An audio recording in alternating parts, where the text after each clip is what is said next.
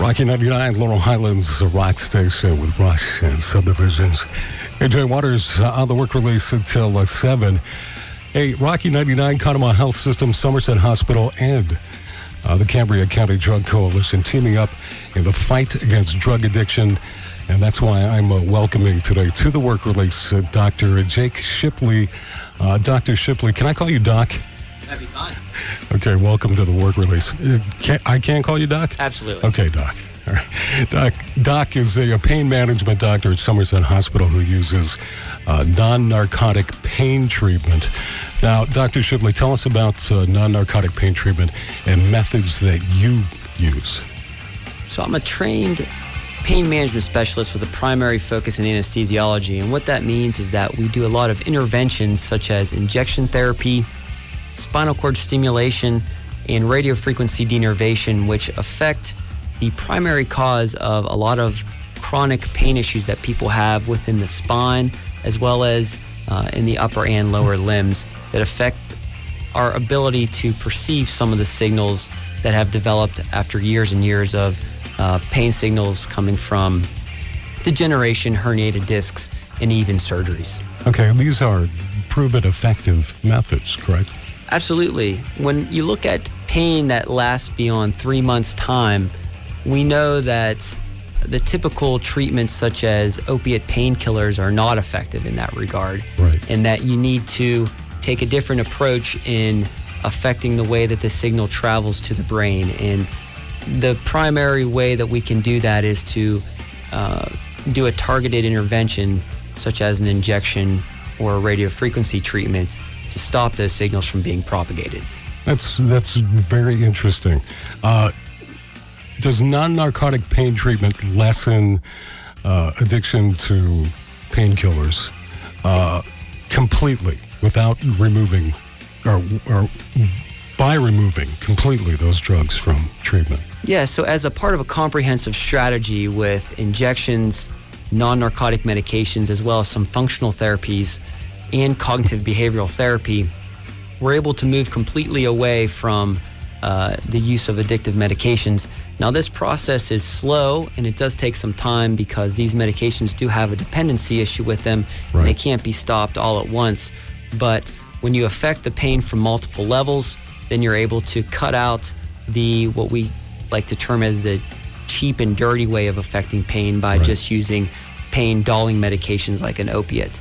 So yes, in the long run, using these interventions as well as combining them with functional therapies have been shown to be really the only way to completely alleviate or significantly lessen pain resulting from injuries such as back herniations or back surgeries. Okay. So are there situations where non-narcotic pain treatment is not effective or even recommended?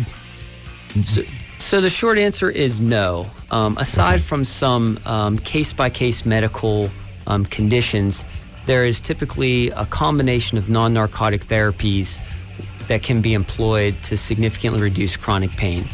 Now, in the setting of acute pain, such as an injury or immediately after surgery, a lot of times pain medications will need to be employed, but they have shown to be effective and the risk for addiction is very low in that regard.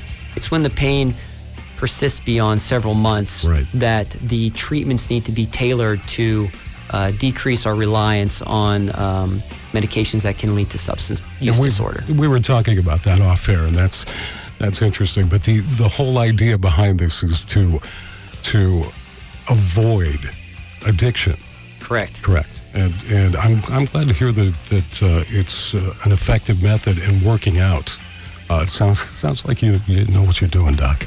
Yeah, and we've had a breadth of some information recently showing that over the past 10 years, the medical community in general has increased its prescribing of opiate medications, which has really mirrored the heroin epidemic. So not just myself and my practice, but the medical community in general has made it a concerted effort to try to decrease our reliance on these types of therapies that can put patients in harm and transition them into therapies which are more effective and also less addictive in the long run. Okay, now there's going to be someone out there that's saying to themselves maybe, my insurance is not going to pay for this.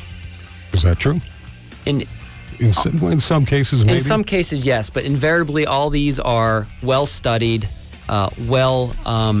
validated treatments. And in the American health system, for all its faults, it does pay under Medicare, Medicaid, and all major health insurers all of these treatments, because I think there's been a push even recently to provide alternatives to addictive pain medications. And so we are making some great strides in the American health system in that regard. That's great news.